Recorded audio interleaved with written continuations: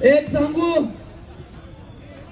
300 वर्षापूर्वी परकीय आक्रमणकर्त्यांनी आमचा जीव धर्मवीर छत्रपती संभाजी राजा आमच्यापासून हिरावून घेण्याचा प्रयत्न केला, पण हिंदू धर्मात जन्माला आलेला डाण्यावर भोसरी विधानसभेचा हिंदुत्ववादी आमदार महेश दादा लांडगे पाटील